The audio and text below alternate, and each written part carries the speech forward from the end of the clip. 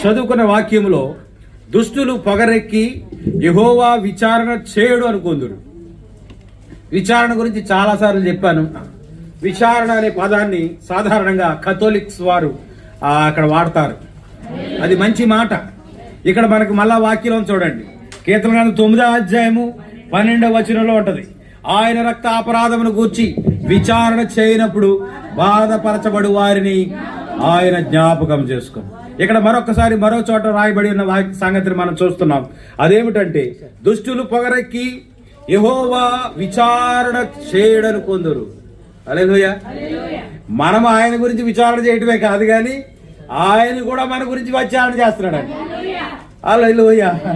ఆయన మనలను ఎంక్వైరీ చేస్తున్నాడంట. ఏది నా విశ్వాసి, ఏది నా బిడ్డ, ఏది నా వధువు, ఆయన ఏ పేరు పెట్టుకుంటాడో మనకు తెలియదు కానీ ఆయన ప్రతి వారిని పేరు పేరున ఆయన భూమి మీద ఎదుగుతున్నాడంట. యెహోవా ఆయన ఆకాశము నుండి మనలను ఏం చేస్తున్నాడు? పరిశీలన చేస్తూ ఉన్నాడు. కనుక దుష్టులు పొగరెక్కి యెహోవా విచారణ చేయడానికి కొందరు. దేవుడు నన్ను చూడలేదు, నేను ఏం చేసినా పర్వాలేదు, నన్ను పట్టుకునేవారు ఎవరు, నన్ను అడిగేవారు ఎవరని అనుకుంటుంటే వాళ్ళు ఎవరని వాక్యం చెప్తుందంటే వాళ్ళ దుష్టులు. ఎందుకు వాళ్ళు అలాగున్నారంటే వాళ్ళకున్న దుష్టత్వం చేత, వాళ్ళలో దూరిన సాతాను యొక్క ఆ ప్రభావం చేత వాళ్ళు ఆ విధంగా పలుకుతా ఉన్నారు. దుష్టులు పొగరెక్కి యెహోవా విచారణ చేయడు అనుకొందురు. కానీ వాక్యము ప్రకారంగా మనం చూస్తే ఆయన ఖచ్చితంగా నిన్ను విచారణ చేస్తాడు. నీ గురించి ఆయన ఆరా తీస్తాడు. నిన్ను గురించి ఆయన లెక్క ప్రతిసారి ఆ లెక్కలో రాసుకుంటూ ఉంటాడు. ఆదివారం ఎక్కడుంది నా ప్రియ బిడ్డ? దేవునికి స్తోత్రం. కనుక దుష్టులు పొగరెక్కి యెహోవా విచారణ చేయడని కొందరు, దేవుడు లేడని వారు ఎల్లప్పుడూ యోచించుకొందురు. భయము మానుకొని ప్రవర్తింతురు. నీ న్యాయ విధులు ఉన్నతమైనవై వారి దృష్టికి అందకుండును. వారు తమ శత్రువులను అందరినీ చూచి తిరస్కరింతురు. మేము కదల్చబడము, తరతరముల వరకు ఆపద చూడమని వారు హృదయములలో అనుకొందురు. వారి నోరు శాపముతోను కపటముతోను వంచనతోను నిండి ఉన్నది. వారి నాలుక క్రింద చేటును పాపమును ఉన్నవి. తామున్న పల్లెల అందలి మాటు చోటులలో పొంచియుందురు. వాళ్ళు ఎక్కడైతే నివాసం చేస్తున్నారో వాళ్ళ గ్రామాల చివర పొదల్లో పొంచి ఉంటారంట. ఏముందంటే అక్కడ, ఎందుకు అక్కడ పొంచి ఉంటారు వాళ్ళు? పల్లెల మందలి మాటు చోటులలో పొంచియుందురు. చాటైన స్థలములలో నిరపరాధులను చంపుదురు. నిరపరాధులను ఏం చేస్తారంట? చంపుతారు. ఆ కాలంలోనే మనం ఉన్నామా? ఆ వీధి చివర, ఆ బహిరంగ స్థలాల్లో, ఆ ఎవరు లేని నిర్మానుష్యమైన ప్రదేశాల్లో ఎవరైనా ఒంటరిగా వెళుతుంటే వాళ్ళు ఏం చేస్తున్నారు? వాళ్ళని దోచుకొని వాళ్ళ దగ్గర ఉన్న ధనాను లేకపోతే వస్తువుల్లో తీసుకుని వాళ్ళని సాక్ష్యం లేకుండా చేయాలనే ఉద్దేశంతో వారిని చంపి అక్కడి నుంచి పరారైపోతా ఉన్నారు. స్త్రీలైతే వాళ్ళ వయసుతో వాళ్ళకి సంబంధం లేదు. వాళ్ళు వృద్ధులైనా సరే, మరి పిల్లలైనా సరే, రక్త సంబంధాలు వాళ్ళు, అక్కైనా చెల్లైనా తల్లైనా ఎలాంటి భేదాలు వాళ్ళకి అక్కర్లేదు. ఇంకా ఒక ఆడది కనబడితే చాలు ఈవేళ ఏం చేస్తున్నారు? పల్లెల చివర, వీధుల చివర ఏం చేస్తున్నారు? దాక్కుని. ఇప్పుడు మీరు ఎవరు వస్తున్నారని ఎక్కడ చూడొచ్చు? ఆ చాటైన స్థలములలో పొంచి ఉంటారంట. ఎందుకంటే ఇదిగో ఎవడైనా వస్తాడా వాడిని దోచుకుందాము అని, ఎవరైనా వస్తాడా వారిని కొడదాము అని, ఎవడైనా వస్తాడా వాడిని ఏదైనా బాధిద్దామని చెప్పేసి ఈ దుష్టులు, ఈ గర్వాంధులు కూడా అలాంటి చోట్ల ఏం చేస్తారంట? పొంచి ఉంటారంట. వారి నోరు శాపముతోను కపటముతోను వంచనతోను నిండి ఉన్నది. దేవుని ప్రియమైన సంగమా, మన నోరు దేవుని యొక్క ఆశీర్వాద వచనాలే మనం పలకాలి. మన సహోదరులను మనం ప్రేమించి వారిని దీవించాలి. దీవెనకరమగు మాటలు మన నోట్లోంచి రావాలి. మరి గ్రంథాన్ని చూసినట్లయితే ఏముందంటే, నీ నోట శుభవచనమే గాని కూతులైనను సరస్వతులైనను ఓకిరి మాటలైనను మీ నోట రాకూడదు అను. కానీ ఇప్పుడు మన నోట్లోంచి ఏమొస్తున్నాయి? అవే వస్తున్నాయి. దేవుని నామామని పేరు పెట్టుకుని, దేవుని బిడ్డలు అని పేరు పెట్టుకుని, క్రైస్తవులు అని మనం పేరు పెట్టుకుని ఏం చేస్తున్నాం మనం? అందుకే రాత్రి చెప్పుకున్నాం, ఉంటే నువ్వు వెచ్చగానైనా ఉండు, చల్లగానైనా ఉండు, నులివెచ్చని జీవితం నీకు వద్దు. ఎందుకంటే నువ్వు దేనికి చెందవు. దేనికి చెందకుండా నీ జీవితం అగమ్య గోచరం అయిపోద్ది. ఉంటే అవిశ్వాసిగా ఉండు, లేదా విశ్వాసిగా ఉండు. విశ్వాస జీవితం నీ ఆత్మీయ స్థితికి ఎంతో మేలుకరం. నీ నీతి నీ కుటుంబంలో ఉన్న బిడ్డలను ఆశీర్వదిస్తుంది. నీ ప్రార్థన నీ కుటుంబంలో ఉన్న వారిని అందరినీ దీవిస్తుంది. నీ ప్రార్థన అనేకులకు ఆశీర్వాదకరంగా ఉంటుంది. అబ్రహాం యొక్క ఆశీర్వాదము అతని ఒక్కడితో ఆగిపోలేదు, కానీ తరములకు మరి ప్రపంచంలో అన్ని దేశాలలో ఉన్న ప్రజలందరికీ అతని ప్రార్థన నేటి వరకు ఆశీర్వాదకరముగా ఉన్నది. దేవునికి స్తోత్రం. కనుక దేవుని ప్రజలైన వారి నోట నుంచి ఏమి రావాలి అంటే, ఏమి రావాలి? శాపవచనాలు కాదు, కానీ శుభవచనం రావాలి. హల్లెలూయా. శుభవచనాలు పలకాలంటే మనకి నోళ్ళు మూసుకుపోతాయి. వందనాలని చెప్పడానికి ఎంత ఇగో అడ్డొచ్చేస్తుందో. బ్రదర్ అని ఒక మాట నోట్లో రావడానికి అయ్యా చాలా కష్టపడిపోతున్నారు ఇవాళ. కానీ వాడు గడుపుతున్న సమయం అంతా వాడు కూర్చున్న చోట వాడు సంభాషించుకున్నటువంటి ఆ సంభాషణలో ఏముంటాయో తెలుసా? వంకర మాటలు, ఎదుటివాడి హృదయాన్ని నొచ్చుకునే మాటలు, అవునా, హేళనకరమైన మాటలు, అవమానకరమైన మాటలు ఇవే వస్తాయి. ఇవి ఎవరి నోట్లోంచి వస్తాయని వాక్యం చెప్తుందో తెలుసా? దుష్టుల నోట నుంచి. వారి నోరు శాపముతోను కపటముతోను వంచనతో నిండి ఉన్నది. వంచన అంటే పైకి నువ్వు చాలా మంచివాడు అంటాడు, నీ వల్ల అంతా జరుగుతుంది అంటాడు, నీవే మంచివాడు అంటాడు, ఈయనే నాకు మంచి చేశాడు అంటాడు. కానీ వెనకాల ఏం అడుగుతాడు తెలుసా? శాపవచనాలు పలుకుతాడు. ఇలాంటి వారు ఎవరైనా ఉంటే మీరు సరి చేసుకోవాలి. వారి నోరు శాపముతోను కపటముతోను మరియు వంచనతోను నిండి ఉన్నది. వారి నాలుక క్రింద చేటును పాపమును ఉన్నవి. కనుక ఇలాంటి దుష్ట సాంగత్యము మనకొద్దు.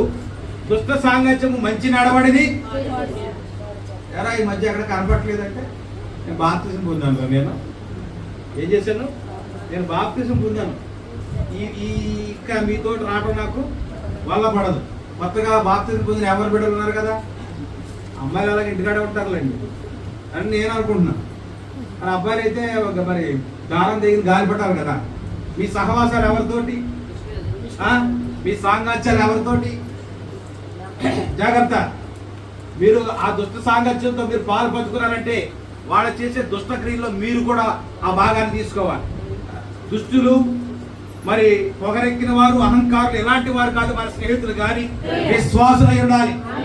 దేవుని నామం ఎడ కడగబడిన వారు, దేవుని నామమందు భయభక్తులు కలిగినటువంటి బిడ్డలను మనం ఎన్నుకొని వారితో మనం స్నేహం చేయాలి, వారితో మన సహవాసం ఉండాలి. దేవుని స్తోత్రం. ఇక ఒక బ్యాడ్ న్యూస్ ఏమిటంటే, కడగబడిన వారు కూడా రక్తంలో కాదు నీటిలో కడగబడిన వారు కూడా ఏ కార్యాలు చేస్తున్నారు? ఏ కార్యాలు? వారి నోట శాపవచనం వస్తుంది, ఇంకేమొస్తుంది? కపటం వస్తుంది, వంచన. ఏంటి భక్తిలో ముదిరిపోయిన బెండకాయలు కూడా ఈవేళ వాళ్ళ నోట్లో ఏమొస్తున్నాయో తెలుసా? వాక్యం ఏం చెప్తుంది? మూర్ఖపు మాటలు నీ నోట రానియద్దు అన్నాడు. యోగా ఏమన్నాడు తెలుసా? మూర్ఖురాలు మాట్లాడినట్టు నీవు మాట్లాడవద్దు. యెహోవా ఇచ్చినప్పుడు తీసుకున్నావు, 3 పూట్ల బిర్యానీ తిన్నావు. ఇప్పుడు లేనప్పుడు నువ్వు దేవుడు స్తుతించలేవా? ఇప్పుడు కూడా దేవుడు ఇవ్వలేడా? యోగు ఎంత విశ్వాసం అండి. మూర్ఖురాలు మాట్లాడినట్టు నీవు మాట్లాడొద్దు. ఆయన స్వస్థపరచబడినప్పుడు, ఆయన స్వస్థపరిచినప్పుడు స్వస్థపడ్డావు, ఆయన మేలు చేసినప్పుడు మేలు పొందావు. ఇప్పుడు ఎందుకో ఆలస్యమైంది. ఆ ఆలస్యం కూడా నీ వల్లే అవుతుంది. నీవు సరిగా ఆయనతో స్నేహం చేయకపోవడం వల్ల, ఆయనతో సహవాసం చేయకపోవడం వల్ల, ఆయన మరి ప్రార్థన అంటే నీవు అలక్ష్యంగా ఉండడం వల్ల, ఇలాంటి పరిస్థితుల వల్ల దేవుడు ఒకవేళ నీకు ఆలస్యంగా జవాబు ఇవ్వచ్చు. అంత మాత్రాన దేవుడు నీవు చులకనగా మాట్లాడడానికి వీలు లేదు. హల్లెలూయా. ఆమున్న పల్లెలందరి మాటి చోటులలో పొంచిందురు, తాటైన స్థలములలో నిరపరాధులను చంపుదురు, వారి కన్నులు నిరాధారులను పట్టుకొనవలెనని పొంచి చూచును. గుహలోని సింహము వలె వారు చాటైన స్థలములలో పొంచియుందురు, బాగా పడువారిని పట్టుకొనవలెనని పొంచియుందురు, బాగా పడువారిని తమ వలలోనికి లాగి పట్టుకొందురు. కాగా నిరాధారులు నలిగి పొంగుదురు, వారి బలత్కారము వలన నిరాధారులు ఈ మధ్య ఒక పోకడ ఎక్కువైపోయింది. ఇష్టం లేకపోయినా సరే ఒక గుంపు బయలుదేరి వాళ్ళ ఇష్టదైవాన్ని పొగడమంటారు. అవునా? వీళ్ళు దేవుని నమ్ముకున్నారు, వీళ్ళు క్రైస్తవ బిడ్డలకు తెలుసు కూడా వాళ్ళు బాధ పెట్టాలని ఒక్కడు భయపడిపోయి ఏం చేశాడంటే ఇక్కడ రాయజడుచుడు కాగా నిరాధారులు నలిగి వంగుదు. వీళ్ళకి ఇష్టం ఉండి వంగారా ఎప్పుడైనా? ఆయనకి ఇష్టం లేకపోయినా వాళ్ళు కష్టపెడతారేమో చంపేస్తారేమో భయపడి ఏం చేశాడు? వాళ్ళకి లొంగిపోయి వాళ్ళు ఏం చెప్పమంటే అదే. చూసారా? వారి బలత్కారం వలన నిరాధారులు కూలుదురు. ఇలాగా ఇప్పుడు బలత్కారం ఎక్కువైపోయింది. నోవహు దినాల్లో భూమి మీద ఏముందో తెలుసా? 6వ అధ్యాయం ఆదికాండంలో భూమి మీద బలత్కారులు ఎక్కువైపోయారు. అందుకే దేవుని యొక్క వాక్యం నూతన నిబంధనలో కూడా చెప్పబడింది. నోవహు దినములలో ఉన్నట్లుగానే మనుష్య కుమారుని దినములలో కూడా ఉండును. అంతేనా? ఆ లోతు దినములలో ఉన్నట్టుగానే మనుష్య కుమారుని దినములలో కూడా ఉండు. ఏముంది నోవహు దినాల్లో? బలత్కారం. ఏముంది లోతు దినాల్లో? బలత్కారం. బలత్కారం అంటే తెలుస్తుందా? ఇష్టం లేకపోయినా లోపరుచుకోవడాన్నే బలత్కారం అంటారు. ఆ సొదొమ గొమొర్రాలో ఉన్న ప్రజలందరూ కూడా ఆ లోతు ఇంటి చుట్టూ చేరిపోయి, ఇదిగో లోతు, నీ ఇంటికి వచ్చిన అతిథులను మాకు పంపించేయి, అప్పగించేయి. మేము వారితో ఏం చేస్తాం? పాపము చేస్తాం. వాడు పురుషుడా స్త్రీ మాకు అవసరం లేదు. వాడు కొత్త వ్యక్తి అయితే చాలు. ఎందుకంటే కొత్త వ్యక్తులు కొత్త చోట్ల ఎలా ఉంటారో తెలుసా? ఎంత బలమైనడైనా కొత్త చోటుకి వెళ్ళినప్పుడు ఏం చేస్తాడు? నిరాధారుడిగా ఉంటాడు. మనము కూడా నిరాధారమైన పరిస్థితులలో మన సమయం వృధా అవుతుంది, మన యొక్క ధనము వృధా అవుతుంది. అంతేకాదు కానీ మన ఆత్మీయ స్థితి పాడైపోతుంది. ఎందుకంటే మన చుట్టూ ఉన్నవారు బలత్కారులు కాబట్టి ఆ బలత్కారుల చేత మనమేమవుతాం? లొంగిపోతాం. వారికి వంగిపోవలసిన పరిస్థితి ఉంటుంది. దేవుని ఈ పులిపేటలో ఉన్నప్పుడు నేను చెప్పాల్సింది చెప్పేస్తాను. హల్లెలూయా. పండగ పప్పులు ఎంతమంది తిన్నారు? పండగ పప్పులు ఎంతమంది వండుకున్నారు? ఎవరు వండుకోలేదా? మీరు వండుకొని తినడంలో తప్పులేదు, తప్పని చెప్పట్లా. ఈ మధ్య పోకడలు ఎక్కువైపోయింది చెప్పారు కదా. పోకడ ఏంటది? పోకడ. అంటే పోకడలాగా నిలబడుతుందా? పోకడ. లోకం యొక్క పోకడ ఎలా ఉందో తెలుసా? పాస్టర్లో ప్రసాదాలు తిని యూట్యూబ్లో పెడుతున్నా. ఏంటండి వాక్యం ఏం చెప్తుంది? విగ్రహాలు కల్పించి నువ్వు తినొద్దని చెప్తుంటే అది తినేసి మళ్ళీ వాడు సమర్థించుకుంటా ఉన్నారు. కానీ అవి వచ్చినవి ఎక్కడి నుంచి వచ్చో తెలుసుకోవాలి. అంటే ఒక తెలివైన వాడు ఇప్పుడు జ్ఞానం ఎక్కువైపోయి జ్ఞానం వెరితలలేసి మరి ప్రశ్నలు వేస్తున్నారు. ఎలాంటి ప్రశ్నలు వేస్తారంటే, నీవు హోటల్కి వెళ్ళి ఇడ్లీ, దోశ, చపాతి ఏం కొనుక్కుంటున్నారు కదా, మరి వాడు విగ్రహంగా కట్టుకుంటున్నాడు. ఫస్ట్ ఎక్కడికి వెళ్ళిపోతుంది? ఉప్మా. చపాతి అక్కడ దేవుడు కదా, ఉప్మా ఆడతారు అక్కడ. దాని మీద ఒక ఆంధ్ర తెలియదు. ఉప్మా అంటే అంత సీపు కదా, దేవుడికి ఏమేస్తాడు? చపాతి ఎట్లుండి అక్కడ చూపెట్టండి. అందుకే అది నీకు తెలియదు కాబట్టి, అక్కడ ఏం జరుగుతుందో నీకు తెలియదు కాబట్టి దాన్ని నువ్వు ప్రార్థన చేసుకుని తినాలి. ప్రభువా దీనిలో ఉన్న దోషాన్ని తొలగించమని. కానీ ఇది ఉందో చూసావా, నువ్వు తెలిసి తీసుకుంటున్నావు. అది విగ్రహార్పితమని తెలిసి నువ్వు తీసుకుంటున్నావు కాబట్టి దాని శాపాన్ని నువ్వు ఖచ్చితంగా అనుభవించే తీరుతావు. అర్థమవుతుందా? తేడా అర్థమైందా? దేవునికి స్తోత్రం. కనుక విగ్రహములకు అర్పించిన వాటిని మీరు ముట్టకూడదు, వాటి వైపు చూడకూడదు, వాటికి దూరముగా ఉండమని వాక్యం చెప్తాను. ఇవన్నీ క్రైస్తవ్యంలో బేసిక్స్ ఇవి. అంతేనా? క్రైస్తవులకు బేసిక్స్ ఇవి. కానీ ఇప్పుడు చెప్పుకోవాల్సిన దౌర్భాగ్యం వచ్చింది. ఎందుకంటే సంఘాలు మిళితమైపోయాయి. సంఘాలన్నీ కూడా బలత్కారం చేత ఒప్పించబడతా ఉన్నాయి. అందరూ కూడా బలత్కారమే. ఆ వేళ లోతు కూడా వాళ్ళను ఎదిరించలేకపోయాడు. మొరపెడతా ఉన్నాడు, అయ్యలారా వయసుకు వచ్చిన 2 కుమార్తెలు నాకున్నారు. ఆ 2 కుమార్తెలు అవసరమైతే మీకు ఇస్తా, మీరు ఇష్టం వచ్చినట్టు చేసుకోండి రాత్రి అంతా. కానీ వారు నా అతిథులు. స్తోత్రం.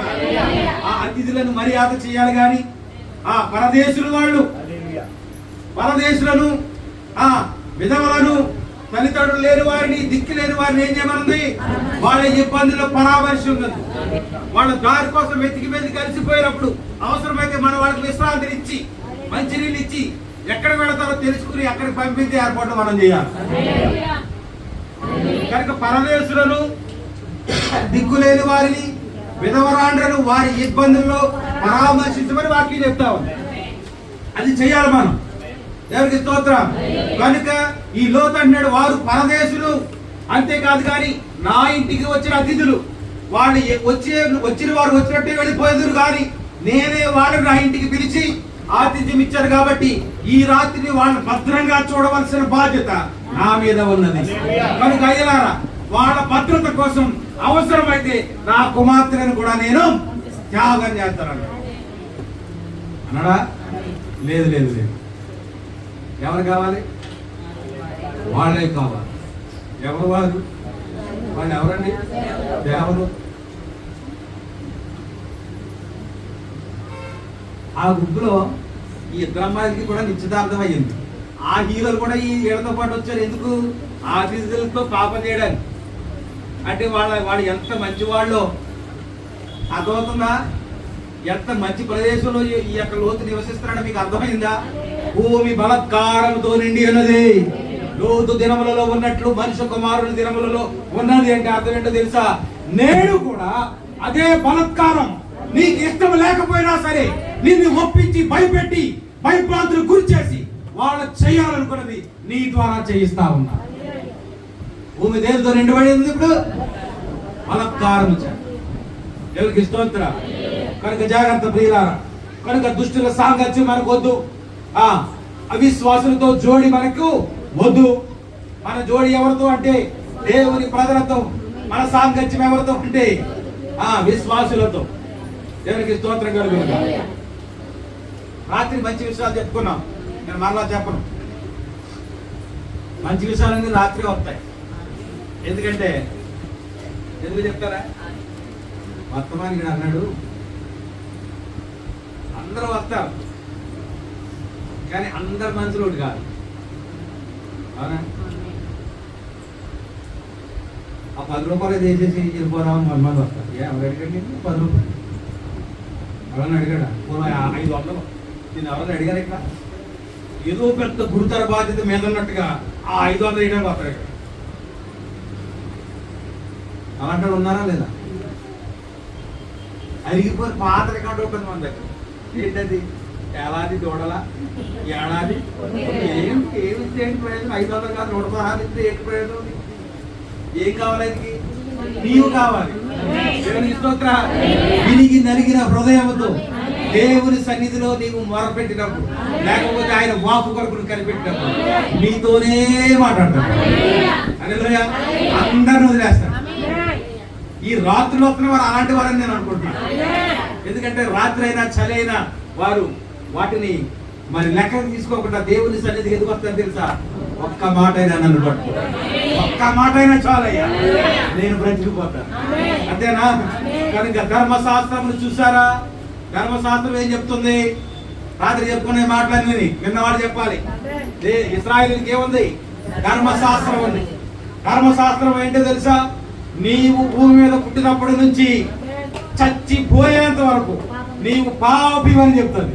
మోసి వచ్చి ఆ సీనాయ పర్వతం మీద పట్టుకుని వచ్చాడు. ఏంటది? ధర్మశాస్త్రం. ఇప్పుడు చూస్తే తప్పు, తింటే తప్పు, ఒంగుంటే తప్పు, నుంచుంటే తప్పు. ఏమొచ్చింది? ధర్మశాస్త్రం వచ్చింది.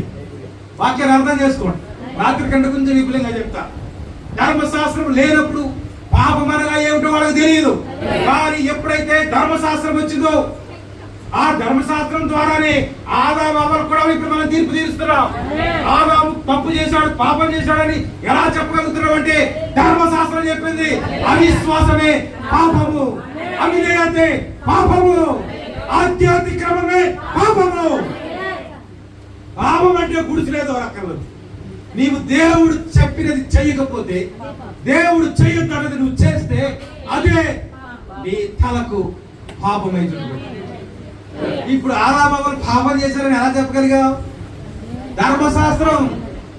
అదే ధర్మశాస్త్రం వచ్చిన తర్వాత మనం అందరము ఆ పాపపు మేఘం కింద ఉన్నాం.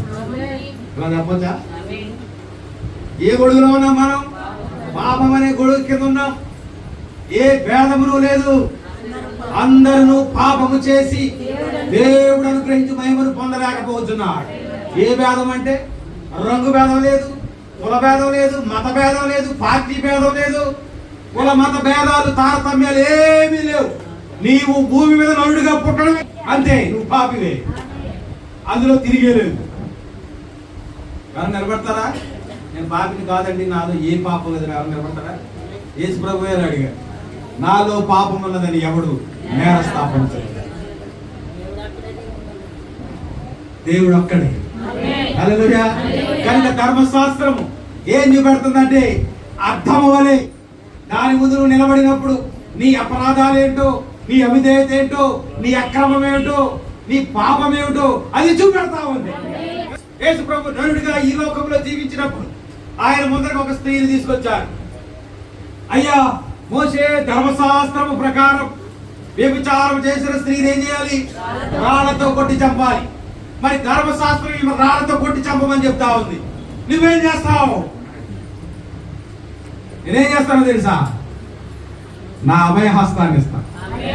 ఎవడైనా సరే ఈ చెయ్యి దాటి ఆమె మీద రాయి వెయ్యండి. ఇప్పుడు ఈయనెవరు? ఈయన విమోచకుడు.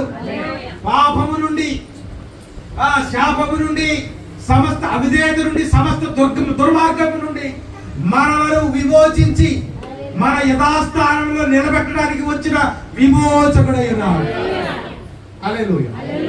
మరొక్క మాటలో చెప్పాలంటే కృపయై ఉన్నాడు. మన కృప కృప కృప అంటాం కదా. ఏంటి కృప? యేసు క్రీస్తే కృపయై ఉన్నాడు. మనం ఎలా రక్షించబడ్డాము అంటే ప్రతి వారు చెప్తారు, కృప చేతనే మనము రక్షించబడ్డాం. ఏంటి కృప?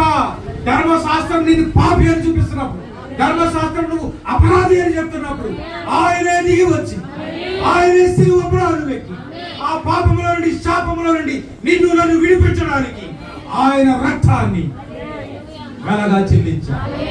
మనం పాపం అనే బానిసత్వంలో ఉండి మన రూపాన్ని పోగొట్టుకున్నాం. రాత్రి బాగా చెప్పుకున్నాం. ఆ గ్లాస్ ఎక్కడ పడిపోయింది? డ్రైనేజ్ లో పడిపోయింది. అది వెండి గ్లాస్ అయినా బంగారపు గ్లాస్ అయినా ఆ మురికిలో ఉన్నప్పుడు దాని విలువ తెలియదు. మనం కూడా ఈ లోకంలో ఎలా ఉన్నామంటే విలువ తెలియని వారిగా ఉన్నాం. లోకము మనల్ని గుర్తించట్లేదు. దేవునికి స్తోత్రం. కానీ దేవుడైతే తన ముందు ప్రణాళిక అంటే మనము పుట్టకుండానే మన కొరకు ఒక విమోచన ప్రణాళికను ఆయన రచించాడు.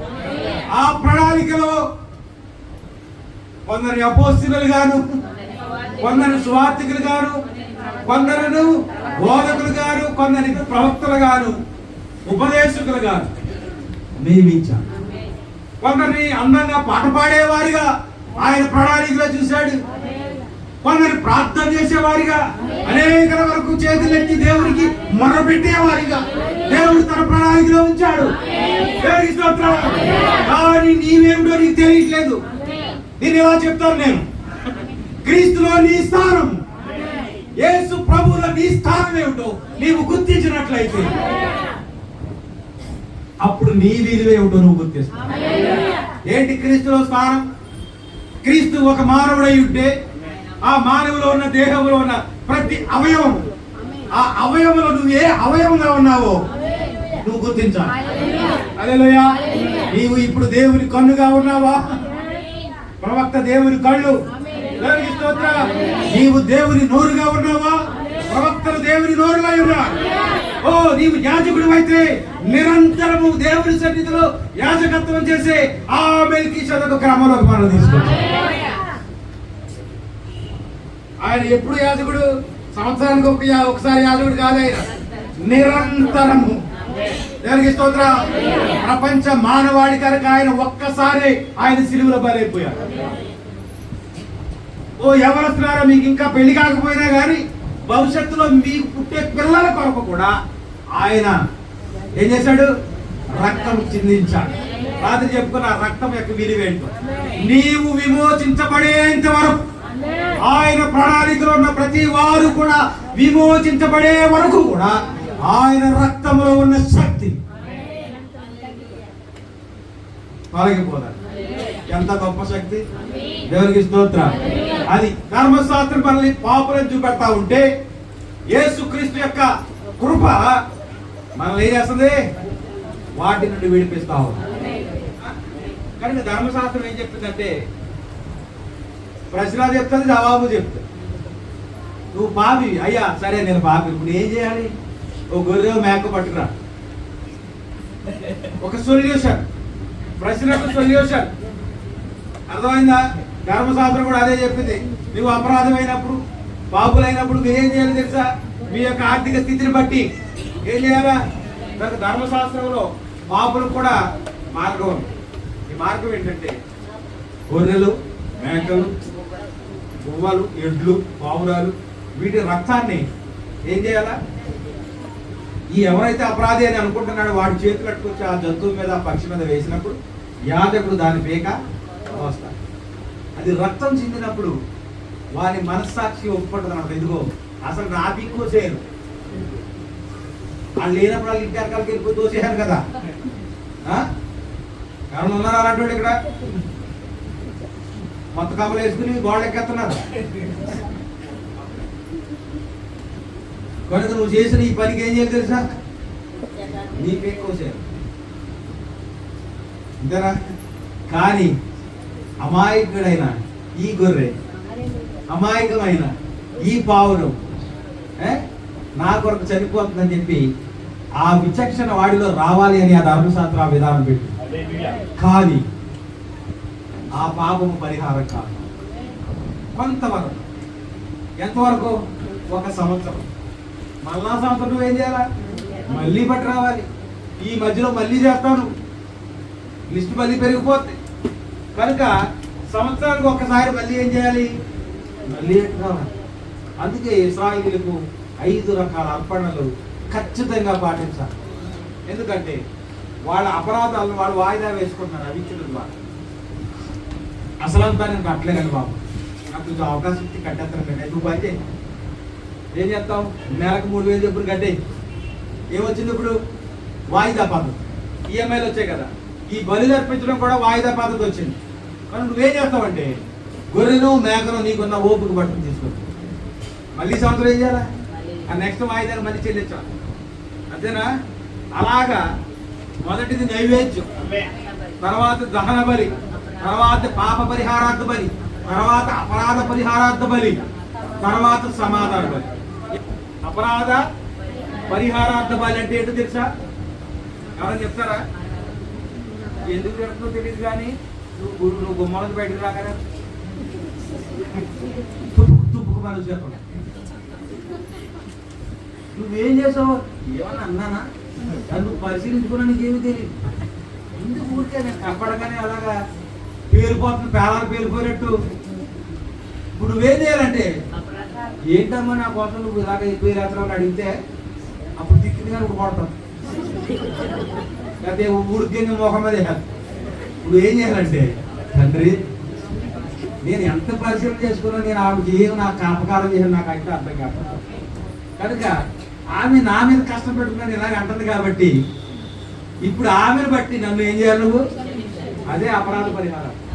నువ్వు ఎంత తరిచి చూసినా నువ్వు అపరాధంగా నువ్వు కనబడ్డప్పుడు అయినప్పటికీ నువ్వు దేవుని సన్నిధికి ఏం పట్టుకెళ్ళాలో తెలుసా? అపరాధ పరిహారార్థ బలి చెల్లించాల్సింది.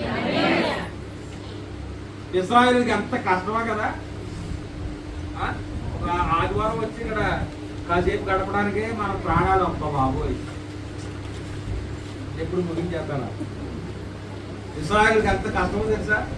ఆ బలి కూడా ఎరిసినే పట్టుకున్నాను. ఇప్పుడు నాకు విమానాలు లేవు, ఇంకేం లేవు, బస్సులు లేవు, ఆటోలు కూడా నడిచి వెళ్ళాను. ఎక్కడికి? ఆ యెరూషలేములో దేవాలయానికి ఖచ్చితంగా వెళ్ళాలి. అందరినీ తీసుకుని వెళ్ళాలి. ఇశ్రాయేలు కట్టడం ఎంత కష్టం. ఇప్పుడు అలాంటి కష్టాలు ఏమన్నాయి మనకి?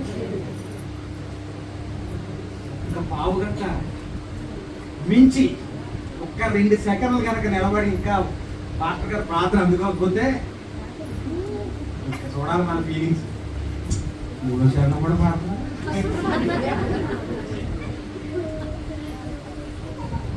తెచ్చుకోవాలి. నీకు నీ కాళ్ళకు బలం, నీ చేతులకు బలం, నీకు సత్తువ ఎక్కడ వస్తుందో తెలుసా? దేవుని సన్నిధిలోని. ఆయన నా కాళ్ళను వేడి కాళ్ళను దేవునికి స్తోత్రం. ఆయన ఉన్నత స్థలాలకి, ఉన్నత స్థలాలు మెట్లు ఎక్కడ అడుగుండి. ఈ సంటి బాబు చిన్నగా ఉండకుండా ఇలాంటి పనులు చేస్తాడు. మనం కాదని లేదు. ఎక్కలా పోతున్నాం ఎట్లా తిప్పుకుంటారా అన్నారా?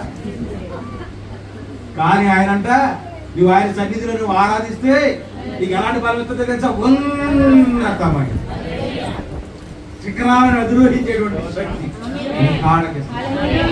దేవునికి స్తోత్రం. హల్లెలూయా. కనుక నీవు వ్యభిచరించకూడదు, నీవు దొంగతనం చేయకూడదు. ఇవన్నీ ఎక్కడున్నాయి? మోషే ద్వారా వాళ్ళకి ఇవ్వబడిన ధర్మశాస్త్రం ఏముంది? నరహత్య చేయకూడదు. నిర్గమకాండము ఎన్ని ఆశయమమ్మా సండే స్కూల్ పిల్లలు? 20 ఆజ్ఞలు ఏముంది? ఆజ్ఞలు ఉన్నాయి, 10 ఆజ్ఞలు ఉన్నాయి. అవి గుర్తు చేస్తాడు యేసు ప్రభు వారు. మీరు నరహత్య చేయొద్దని చెప్పబడిన మాట మీరు విన్నారు కదా. మోషే ధర్మశాస్త్రం చదివినప్పుడు మీరు విన్నారు కదా. విన్నాం. అయితే నేను మీతో చెప్పినది ఏమనగా, దీన్ని ఆయన మళ్ళీ రాజ్యాంగాన్ని మారుస్తున్నాడు. ఒడిచేతే నరహత్య అయితే ఇంకా ఈయన సులువుగా ఎత్తాడేమో అనుకున్నారు పాపం. మీరు అక్కడ పొడిస్తే పాపమైంది, ఇక్కడ పొడవాలని అనుకుంటే పాపమైంది. ఏది పెద్దది? ఇప్పుడు పోలీసుడు ఎప్పుడు తీసుకెళ్తాడు? ఆ రోడ్డు మీద కత్తి ఆ పక్కన శవం ఉంటే అప్పుడు పొడిచుడు తీసుకెళ్తాడు. అనుకున్నవాడు അങ്ങനെ తీసుకెళ్ళిపోతే ఇప్పుడు మనం అందరం జైల్లో ఉండాలి. అంతేనా? దొరికితే చాలు ఈడ్చేద్దామని చదువుతున్నారు. ఎవరు? మన శత్రువులు. మనం కూడా మన శత్రువులు అవకాశం వస్తే ఏం చేస్తాం? సినిమాకి వెళ్ళొద్దాం తీసుకెళ్లి రావులపాలెం బ్రిడ్జ్ లో తోసేసాడు. నువ్వు తోస్తే పాపం ఒకప్పుడు, కానీ కృపలో నువ్వు తోద్దామని అనుకుంటేనే పాపం. ఒక వ్యక్తిని చూసి ఎద్దుడా దోషి అని నువ్వు మనసులో అనుకుంటే నీవు నరకాగ్నికి లోనయ్యావన్నాడు. ఇదేంటి నేను సులువు చేస్తాను అనుకుంటే ఏం చేశాడు? ఇంకేమంటున్నాడు? వ్యభిచారము చేయకూడదు అన్నాడు. వ్యభిచారం ఎక్కడ జరుగుతుంది? వ్యభిచార గృహాల్లో జరుగుతుంది. ఒక స్త్రీతో ఒక పురుషుడు కలిస్తే అది వ్యభిచారం.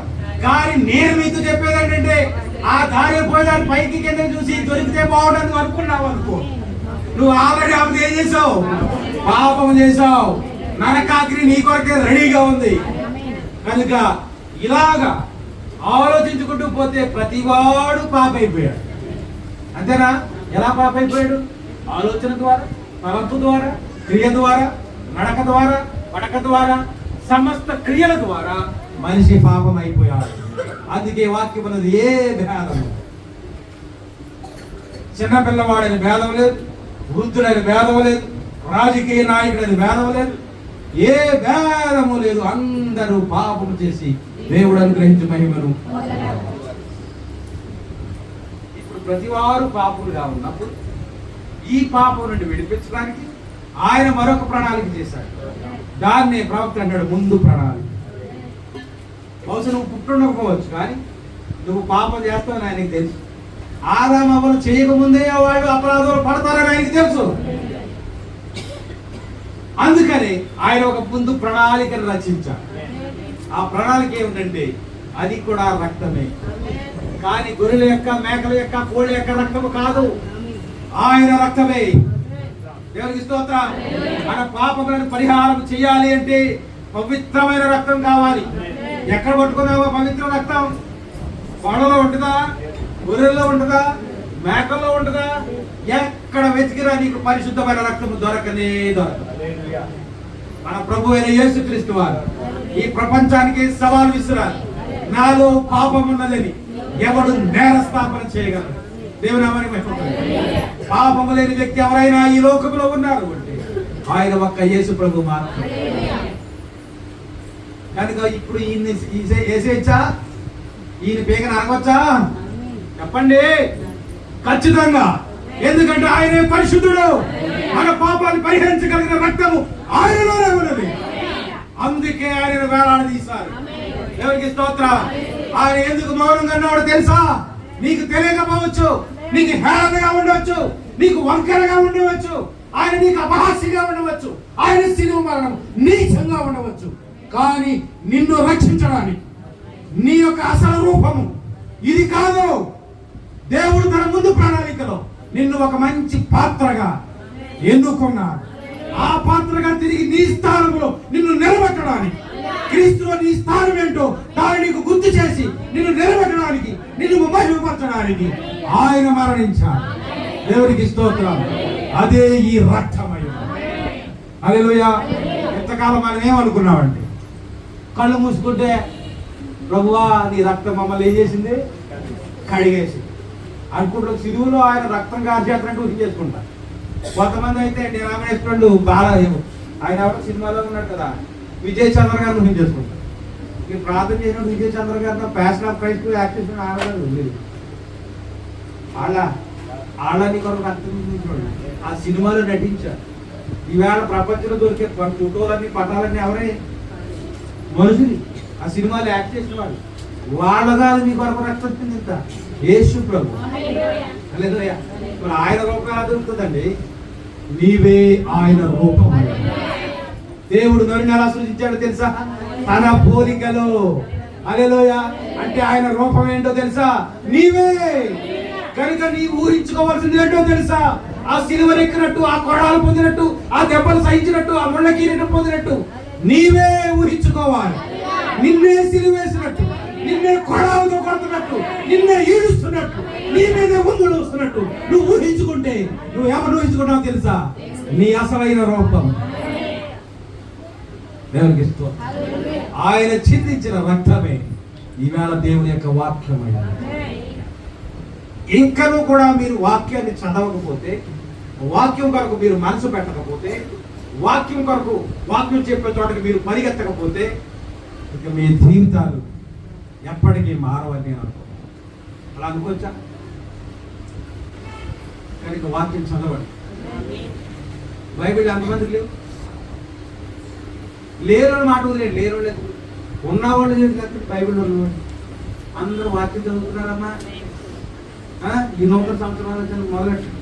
అప్పటికి ఎన్ని అధ్యాయులు చదువు ఉండాలి? వాళ్ళకి ఒక తారీఖు ఎంత అంటే 21 అధ్యాయులు చదువుకుంటారు.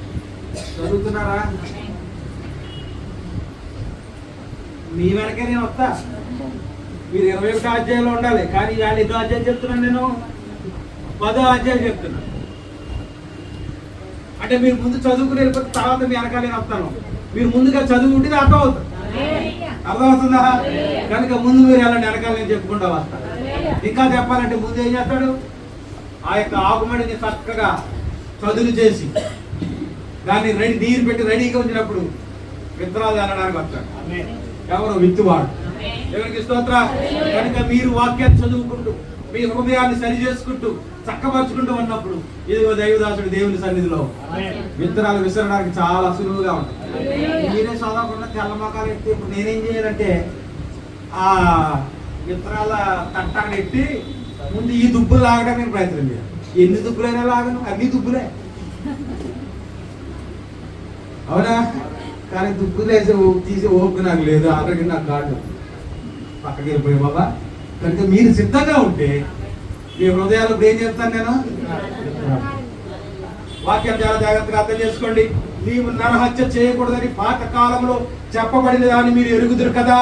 కానీ కారణం లేకుండా తన సహోదరుని మీద కోపపడువాడు అతడిని హత్య చేసినట్లే అని మీతో చెప్పుచున్నా. నీవు వ్యభిచరింపకూడదని ధర్మశాస్త్రంలో చెప్పబడి ఉన్నది కదా. కానీ ఒక స్త్రీని మోహపు చుట్టూ చూచు ప్రతివాడు తన హృదయంలో ఆమెతో వ్యభిచరించినని మీతో చెప్పుచున్నా. మీరు అక్కడే ఉన్నా అక్కడ ఆగలమా? ఏంటో చూసారా? స్త్రీలు ఎలా వస్త్రములు ధరించాలో అది వారికి ఉపదేశించాలి. మీరు అక్కడే ఉన్నారు. ఎక్కడున్నారు? మీ దాసుడు మీ సేవకుడు బోధించే స్థలంలో మీరు ఉన్నారు. హల్లెలూయా. బోధించినప్పుడు వినడానికి ఎంతమంది రెడీగా ఉన్నారు? దేవునికి స్తోత్రం. స్త్రీలు వస్త్రములు ఎలా ధరించాలో అది వారికి ఉపదేశించాలి. ఎలా సరిగా ప్రవర్తించాలి. నీవు తప్పుగా వస్త్రములు ధరించి పురుషులు మోహపు చూపుతో నిన్ను చూచుటకు కారణమైతే నీవు శరీరానుసారముగా వ్యభిచరించినట్లుగానే నీవు దోషమై ఉన్నావు. ఆ విధముగా యేసు చెప్పాడు. యేసు చెప్పిన దాన్ని ఇంకా కొంచెం అర్థం చేసుకోవడానికి మనం ప్రయత్నం చేద్దాం. ఎలా సరిగా ప్రవర్తించాలి ఎవరు చెప్తారంటే దేవుని దాసుడు సంఘంలో నిలబడి. హల్లెలూయా.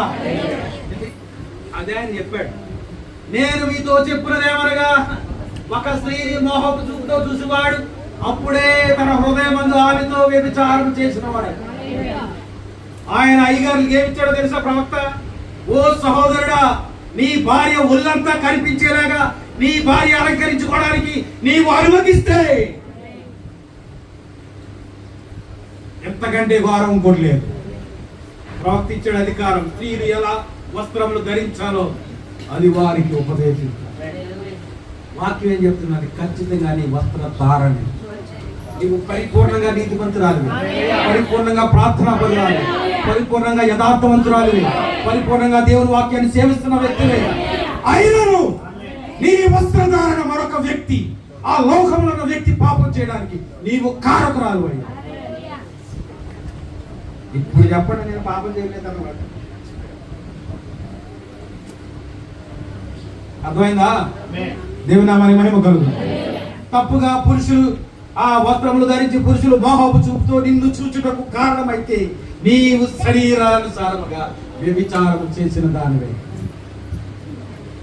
మరియు ఎల్లప్పుడూ పొదునైన కత్తుల వంటి కోపము కలిగిన వారు. ఎవరైనా మూలవాక్యంలో ఉన్న దుష్టులు, వాళ్ళ నోట్లో ఏమొస్తాయి? పొదునైన మాటలు. పొదునైన మాటలు ఒక్కొక్కడు మాట్లాడుతుంటే ఏమవుతుందో తెలుసా? ఏమవుతుందో తెలుసా? వేగులు తెగిపోతాయి. మరియు ఎల్లప్పుడు పదునైన కత్తుల వంటి కోపము కలిగిన వారు, ఎల్లప్పుడు ఎవరో ఒకరి మీద ఆగ్రహంతో మాట్లాడువారు. ఎవరండి వీళ్ళు? దుష్టులు. ఎల్లప్పుడు ఎవరో ఒకరి మీద ఆగ్రహంతో మాట్లాడువారు. మీరు జాగ్రత్త, నీవు నీ సహోదరుని గురించి తప్పుగా పలికిన మాటలు అతడిని చీల్చివేయును. ఒకటికి 2 సార్లు పరిశీలన చేసుకోవాలి. సహోదరుడా, నీవు సహోదరుని గురించి మాట్లాడుతున్నప్పుడు, మీరు 2 వ్యక్తులు కలిసి ఉన్నప్పుడు, 3వ వ్యక్తి సందర్భం అక్కడ వస్తే అతని గురించి నువ్వు మాట్లాడే మాట ఒకటికి మరొక్కసారి నువ్వు పరిశీలన చేసుకుని వదలాలి. ఒక్కసారి మాటలు వదిలిన తర్వాత దాన్ని వెనక్కి తీసుకోవడం నీ తరం కాదు. రాత్రి చెప్తున్నాం కదా, ఎందుకు మన తరం కాదంటే సీసీ కెమెరాలు ఉన్నాయి. నేను అనలేదని బాబాయ్ అంటే అటుకొచ్చి నీ ముందే వేస్తాడు. కనుక ఆ సీసీ కెమెరాల కంటే గొప్ప సీసీ కెమెరా ఒకటి ఉంది. రాత్రి చెప్పుకున్నాం, యెహోవా కన్ను లోకమంతా సంచారము చేయుచు ఉన్నది. ఎవరి కోసం చూస్తుందంటే వివేకము కలిగి దేవుని వెతుకువారు, దేవుని సేవించేవారు, దేవుని వాక్య ప్రకారంగా జీవించేవారు, దేవుని వాక్య వైపు కలిగి జీవించేవారు, దేవుని ఎల్లప్పుడూ సేవించేవారు, వారి కొరకు ఆయన నేత్రముగా చూస్తాం. హల్లెలూయా. అందును బట్టి నీవు దోషివి. ఎందును బట్టి? కత్తి లాంటి మాటలు నీ సహోదరుని గురించి నువ్వు పలకడం వల్ల నువ్వేమైపోయావు తెలుసా? నరకాగ్నికి పాలైపోయావు. అర్థమవుతుందా? ఇంకా 2 సెంటెన్స్లు ఉన్నాయి, వదిలేస్తాను. నీవు ఒక వ్యక్తిని చంపుటకు అతని వీపులో కత్తితో పడవలసిన అవసరం లేదు. కత్తితో పడాలంటే ఏం కావాలి? ముందు ధైర్యం కావాలి. పొడిచేద్దాం అనుకుంటాడు కదా, ధైర్యం లేక చాలా మంది చంపరు. అవునా? 180 మంది అంతకు కాకపోవడానికి కారణం ఏంటి తెలుసు? ధైర్యం లేక. మాటలతో చంపేస్తారు మరి, ధైర్యం లేదు. కనుక తప్పుగా పలికిన మాటలు అతనిని చీల్చివేయును. అందును బట్టి నీవు దోషివి. నీవు ఒక వ్యక్తిని చంపుటకు అతని వీపులో కత్తితో పడవలసిన అవసరం లేదు. నీవు అతడి వ్యక్తిత్వం చంపివేసి అతడిని చంపవచ్చును. అతని ప్రభావములు చంపివేసి ఏం చెప్పేస్తామంట? ప్రభావము. ప్రభావం అంటే ఇన్ఫ్లుయెన్స్, అంతేనా? అతడిని ప్రభావం చంపివేసి నీవు నీ సంఘ కాపరికి వ్యతిరేకంగా మాట్లాడినప్పుడు నీవు అతడిని కాల్చివేసినట్లే. మాట్లాడేవాళ్ళేరా? బాబు గారు అంటే బాబు మాస్టర్ గారు చాలా మాస్టర్ గారు ప్రసన్న చెప్పారండి, ఎక్కువ పక్షులు ఉంటాయండి, చేపలు ఎక్కుతుంది, అంత బాగా వాక్యం చెప్తాడు. కానీ మనసులో ఏముంటుంది? చెప్పారు కదా మహానుభావులండి మీరు అనేవాడు. మమ్మ పొంగిపోయాడు ఆయన ఇంకా సైకిల్ ఎక్కి ఇంకా ముందుకెళ్ళాడు. ఆడంత దుర్మార్గుడు లేడురా బాబు. పైగా ఏమంటున్నాడు మహానుభావుడు. ఇప్పుడు ఆడు దుర్మార్గుడు అని చెప్పడం వల్ల ఏం చేస్తాడు ఆయన? అతని ప్రభావాన్ని ఇతడు చెరిపి వేస్తా ఉన్నాడు. అర్థమవుతుందా? కనుక వీధిలో కత్తితో పడవలసిన అవసరం లేదు, కానీ అతడి వ్యక్తిత్వమును చంపివేసి అతని ప్రభావాన్ని చంపివేసి నీవు నీ సంఘ కాబట్టి వ్యతిరేకంగా మాట్లాడినప్పుడు నీవు అతడిని కాల్చి వేసినట్లే. ఎవరైనా ఉన్నారా? నాకైతే తాటేకులు వేసి మంటేసిన వాళ్ళు ఎవరైనా ఉన్నారా? లేరా? నిజమేనా? నాకు వినపట్లేదు, చెప్పండి. అంటే వేసాడు అనమాట ఎవరు. నీవు అతడి గురించి తప్పు మాటలు చెప్పినప్పుడు ప్రజలలో అతడి ప్రభావమును చంపివేస్తావు. అందును బట్టి నీవు దోషివి. యేసు ఏమి చెప్పారు? ఒక వ్యక్తిని చూసి వెద్దురా ద్రోహి అని అనుకుంటే నువ్వు అప్పుడే నరకాగ్నికి లోనైపోతావు. క్రీస్తు చట్టం అంటే ఏదో సులువు అనుకుంటారా? కాదండి. అవునా? మనం చెప్పాను కదా, సేవ అంటే సులువు కాదు. ఇప్పుడు భక్తి కూడా సులువు కాదు. అంతేనా? నీటిలో మునుగు పైకి వచ్చేయడం అనుకుంటున్నారా భక్తి అంటే? ఆయన శక్తిని ఆశ్రయించిన జనులు కావాలి. ఏ శక్తి? దేవుని శక్తి. దేవుని శక్తికి ఒక పేరు.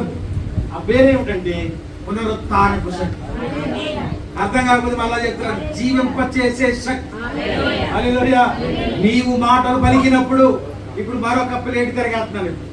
ఎంతసేపు వాళ్ళ నోట్లో ఏమొచ్చాయి? అహంకారపు మాటలు, క్రోధపు మాటలు, గర్వపు మాటలు వచ్చాయి. చూపుల్లో కూడా చాలా చూపులు ఉన్నాయి. విషపు చూపు ఉంది, అహంకారపు చూపు ఉంది, క్రోధపు చూపు ఉంది, గర్వపు చూపు ఉంది. ఉన్నాయా? సౌలు దావీదు మీద ఏం చూపు చూపించాడంటే విషపు చూపు చూపాడు. ఆ సియోను కుమార్తెలు గర్విష్ఠురాండ్రై వార చూపులు చూపుతూ రోడ్ల మీద నడుపుతారు. ఎవరన్నా? సియోను కుమార్తెలు, అందరు కాదు. సియోను కుమార్తెలు అంటే ఏమంటారు? క్రైస్తవులు. ఏముందండి వీళ్ళకి? వార చూపులు.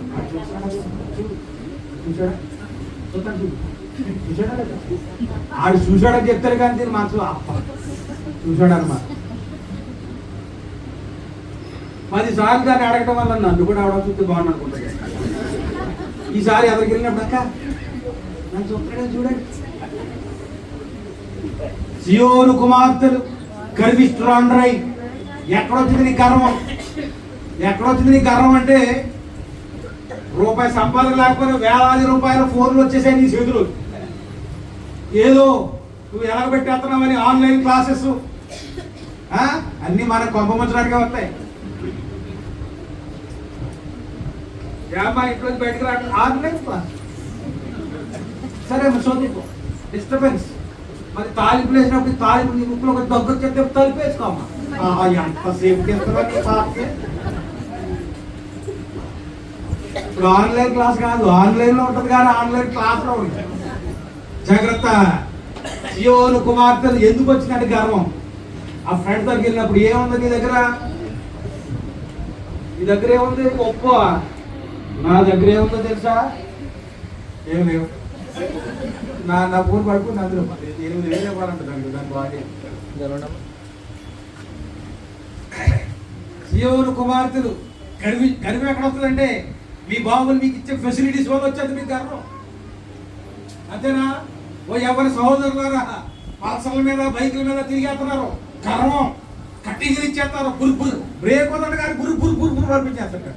అబ్బాయి ఎన్ని కట్టింగ్లు ఇచ్చేస్తారు రోడ్ల మీద. అవునా? అహంకారం. పల్సరం. నువ్వు ఇంకా పల్సర్లోనే ఉన్నావు. రేవు అవతలకి వెళ్తే నువ్వు ఇన్ఫీల్డ్ కొంటావా లేదా? వాళ్ళ అమ్మకి వీడియో కాల్ చేస్తాడు, నువ్వు ఇన్ఫీల్డ్ కొంటావా లేకపోతే ఇంకో ఫ్యాన్ అంటాడు. ఇన్ఫీల్డ్కి ఫ్యాన్కి సంబంధం ఏంటి అనుకుంటున్నారా? ఈ నెల జీతంతో నువ్వు నాకు ఇన్ఫీల్డ్ కొనలేదు అనుకో, నువ్వు రావాల్సి ఉంటుంది. ఎందుకు? పరదేశులమో ఆ పాట పాడి వెళ్ళిపోతుంది కానీ రా, సెలవు తీసుకుని ఉన్నాను. పాప భయపడిపోయి పాటలు గారు మీరు ప్రార్థన చేయండి పాప మా అబ్బాయి. నేనేమి దైవ సన్నిధిలో అబద్ధాలు చెప్పట్లే. ఆలోచన ఉండాలి, మీ బిడ్డను జాగ్రత్తగా పెంచండి. దేవునికి స్తోత్రం. ఉన్న కదా రేపు మీకు పంపం చెప్పారు, దేవుని భయంలో పెంచాలి. కనుక ఇదిగో దుష్టులు పొగరెక్కి అలాంటిది కాదు, కానీ నీవు నోరు ఇప్పితే ఎవరు రావాలో తెలుసా? శుభవచన. నీ స్నేహితుల కొరకు నీ ప్రార్థనలను విజ్ఞాపన చేయాలి. అంతేనా? నీవు ఇతరుల కొరకు విజ్ఞాపన చేస్తే ఆయన నీ కొరకు విచారణ చేస్తానంటాడు. అదే సూత్రం. పాత్ర గారు నూనెసి రాసే అక్కర్లేదు నీకు. నీవు ఇతరుల కొరకు విజ్ఞాపన చేసినప్పుడు మరిపించేవాడు నన్ను మహిమపరుస్తున్నాడు. ఎల్లప్పుడు నీ కుటుంబాలు ఏముండాలో తెలుసా? బలిపీఠం ఉండాలి. నీ కుటుంబాలు బలిపీఠాలు లేకపోతే కట్టండి ఇవ్వాలి. మరిపించేవాడు నన్ను మహిమపరుస్తున్నాడు. అప్పుడు ఆయన బాధపరచబడి వారిని జ్ఞాపకం. మాటగారు చెప్పక్కర్లేదు, చీటీ రాసి పంపించక్కర్లేదు. దేవుని నామమున మహిమ కలుగును. నీ విశ్వాసాన్ని కార్యాలు తీసుకొస్తా. దేవుడి కొద్ది మాటలు దీవించును. యెహోవా కను దృష్టి లోకమంతటా సంచరించును. యెహోవా కను దృష్టి లోకమంతటా సంచరించును. అది నీతిమంతుల మీద ప్రసరించును. అది నీతిమంతుల మీద ప్రసరించును. కనుక కీడు చేయుట మాని మేలు చేయుము. సమాధానము వెదకి వెంటాడుము. సమాధానము వెదకి వెంటాడుము. యెహోవా కనుదృష్టి లోకమంతటా సంచరించును. యెహోవా కనుదృష్టి లోకమంతటా సంచరించును. ఆయన భయభక్తులు గల వారిని తనకు పగరకు ఎదురు చూచు వారిపై ఆయన యందు భయభక్తులు గల వారిపై తనకు పగరకు ఎదురు చూచు వారిపై కృప నిలిచియుండును. నిలిచియుండును. కృప నిలిచియుండును. తరములకు క్షేమము చేకూర్చును. తరతరములకు క్షేమము చేకూర్చును. యెహోవా కనుదృష్టి లోకమంతటా సంచరించును. యెహోవా కనుదృష్టి లోకమంతటా సంచరించును. హల్లెలూయా. పరిశుద్ధుడైన నా ప్రియ పరలోకపు తండ్రి, ఈ మధ్యాహ్న కాల సమయంలో మీరు మాతో మాట్లాడిన ప్రతి మాటను బట్టి నీకు వందనాలు. మనుషుడు రొట్టె వలన కాదు కానీ దేవుని నోట నుంచి ప్రతి మాట వలన జీవిస్తాడని యొక్క వాక్యంలో మీరు సెలవించారు. ఇదిగో ఈ మాటలు నా మాటలు కాదు కానీ ఇదిగో కేవలం నన్ను బోరగా మాత్రమే మీరు వాడుకున్నారు. మీరు నా నోట్లో ఏ మాటలు అయితే పెట్టారో అవే పలికాను నాయన. నా సొంత కవిత్వం లేదు నాయన. నా సొంత ఆలోచన లేదు, సొంత ఉద్దేశం లేదు, సొంత తత్వం లేదు నాయన. మీరు ఏదైతే ఇచ్చారో దాన్నే పలికినాను. మీరు ఆశీర్వదించండి. బిడ్డల హృదయాలు భద్రపరచండి. ఎలా దేవుని సన్నిధిలో ప్రవర్తించాలి, దేవుని బిడ్డలు ఎలా జీవించాలి ఈ మధ్యాహ్నం మీరు మాతో నేర్పించారు. నేర్పించిన ప్రతి మాటను బట్టి మేము జీవించడానికి మీరు మాకు సహాయం దయచేయండి. ఇదిగో నీ కృప కొరకు వేడుకొంచున్నాం ఆయన. ఎవరైనా కృప కొరకు వేడుకున్నట్లయితే మీ చేతులు ఎత్తండి. యేసయ్యా ఇదిగో చేతులు ఎత్తిన బిడ్డలతో ప్రార్థిస్తున్నాను. వారు ఈ ఎక్కలేని ఎత్తైన కొండను వాళ్ళు ఎక్కించి ప్రభు, లోకంలో కొన్ని విషయాలు వారు జయించలేకపోతారు, వారు దాటలేకపోతారు. దేవా ఏదైతే వారికి కష్టతరంగా ఉందో మీ హస్తము పట్టి వారిని జయించే శక్తి దయచేయండి. ఓ నాయన ఏ ఏ క్రియలలో వాటి పడిపోతా ఉన్నారు ఈ వాక్యంలో మీరు సెలవిచ్చారు. ఎవరు తప్పక తొట్టిపాటు తండ్రి మరలా పాపం చేయొద్దన్నావు. ఇదిగో వాక్యం ద్వారా తెలుసుకున్న ప్రతి దాన్ని మేము వదిలివేసి తిరిగి దాని వైపు మేము చూడకుండా ఇదిగో నీ యొక్క విమోచన క్రైదనముగా మీరు చెల్లించినటువంటి ఆ రక్తములో మమ్మల్ని కడిగి మమ్మల్ని పవిత్రపరచారు. ఇదిగో రాత్రి మేము మాట్లాడుకున్నాం ప్రభు, నువ్వు మా పక్కనే నిలబడతావు, మమ్మల్ని చూస్తుంటావు నాయన, నీవు మమ్మల్ని చూస్తున్నావని, మమ్మల్ని పరిశీలిస్తున్నావని, మమ్మల్ని గమనిస్తున్నావని మేము నీ యొక్క భయభక్తులు కలిగి నీ యొక్క దేవ దృష్టికి మేము నీ దేవ యథార్థంగా నడుచుకుంటే సహాయం చేయండి. వాక్య భయం మా ముందు ఉంచండి. ఇంకా ఎవరు వాక్యం చదవలేని స్థితిలో ఉన్నారు, ప్రతి వారు వాక్యం చదువుటకు మీరే వారికి సహాయం దయచేయండి. ఎవరు బలహీనులుగా ఉన్నారో, నేను ఎప్పుడు బలహీనుడు అప్పుడే బలవంతుడు అంటాడు, ఎప్పుడు బలవంతుడు అప్పుడే బలహీనుడు అంటాడు. అవును నాయన, బలహీనులకు మేము తండ్రి బలవంతులుగా చేయలేము, బలవంతులకు మేము బలహీనులుగా చేయలేము. కానీ నీ ఆత్మ సహాయం ద్వారా సమస్తమును క్రమపరచబడతాయి నాయన. ఇదిగో తండ్రి, మా చేయి చాపుతున్నావు నాయన, మా చేతిని పట్టుకో ప్రభు. అలనాడు మునిగిపోతున్నాను, నశించిపోతున్నాను ప్రభు అని పేతురు పలికినప్పుడు అతని చేయి పట్టి అతను లేవనెత్తి నిలబెట్టావు, నీతో పాటు నడిపించావు. అదే దేవుడు నేడును సజీవంగా ఉన్నావు. నీ హస్తం పట్టి మమ్మల్ని నడిపించు, మా చేయి పట్టుకోండి, మమ్మల్ని నడిపించండి నాయన. మా హస్తంలో హస్తం వేసి మా తండ్రివి నాయన, మాకు నడప నేర్పిస్తావు, ఏమి తినాలో నేర్పిస్తావు, ఎలా ప్రవర్తించాలో నేర్పిస్తావు, అన్ని నువ్వు నేర్పిస్తావు నాయన. వాక్యం మీద కోపట్టడం కాదు, కానీ ఇదిగో నా తండ్రి నా క్షేమం వరకే చెప్తున్నాడేమో. ఈ వాక్యానుసారంగా జీవించే భాగ్యం ప్రతి ఒక్కరికి మీరు దయచేయండి. ఇక్కడ చేరి నిలబడిన ప్రతి యవ్వన బిడ్డలను, స్త్రీలను, పురుషులను, చిన్న బిడ్డలందరినీ కూడా నీ కృపలో భద్రపరచండి, మంచి కాపాడండి. మీ దేవదీవులు వారికి దయచేయండి, మీ యందు భయభక్తులు వారికి దయచేయండి. ఇదిగో లోకం అంతా మనకు సమీపంగా ఉన్నది, ఇదిగో బహు సమీపంగా మేము ఉన్నాం. అన్ని లోక కార్యములు మేము చూస్తున్నప్పుడు ప్రభువా, నీ రాకడ అతి సమీపంగా ఉందని మేము తెలుసుకుంటున్నాము నాయన. నీవు సెలవిచ్చావు, లోతు దినములో ఉన్నట్టుగానే ఇదిగో ఇప్పుడు లోకమంతా బలత్కారంతో నిండి ఉన్నది నాయన. ఓ మాకు ఇష్టం లేకపోయినా మా చేత బలవంతం చేయిస్తున్నారు నాయన. ఓ ఇలాంటి బలత్కారంలో ఉన్నటువంటి రోజుల్లో మేము జీవిస్తూ ఉన్నాం. నీ బిడ్డలైన వారిని మీరే కాపాడండి, నీ బిడ్డలైన వారిని మీరే నడిపించండి, మీరే తోడుగా ఉండండి, మీరే భద్రపరచండి. ఖచ్చితంగా మీరు భద్రపరుస్తారని నమ్ముచున్నాము. అందరికీ నీ ఉపకార బుద్ధిని వెల్లడిపరుచుకొని ఎల్లప్పుడూ దేవుడిగా ప్రభుగా మీరే మహిమగర్త ప్రభావం పొందాలి. తిరిగి మళ్ళా నీ సన్నిధిలో మేము చేరి ఈ విధంగా స్తుతించి ఆరాధించే భాగ్యం నా కాలసి మధ్య మాకు ప్రసాదిస్తారని నమ్ముచు యేసుక్రీస్తు తన శ్రేష్టమైన నామములో ప్రార్థించి వేడుకొంచున్న నా ప్రియ పరలోకపు తండ్రి, ఆమేన్. పరలోకము నీ నామం పరిశుద్ధపరచబడుగాక, నీ చిత్తం పరలోకములో నెరవేర్చును, భూమిలో నెరవేరును. ఆదిలో ఆహారము నాకు దయచేయి, నా దోషులను క్షమించుము, నా రుణములను క్షమించుము. మన శోధనను ప్రకాశించుము, రాజ్యము భారము మహిమ నిరంతరము నీవే. ఆమేన్. మన ప్రభువైన యేసుక్రీస్తు కృపయు ప్రేమయు సమాధానము ఐక్యతను ఆయన భయభక్తులు కలిగిన ప్రతి బిడ్డకు సదాకాలం తోడై ఉండును గాక. ఆమేన్. దేవుడు మిమ్మల్ని దీవించును గాక.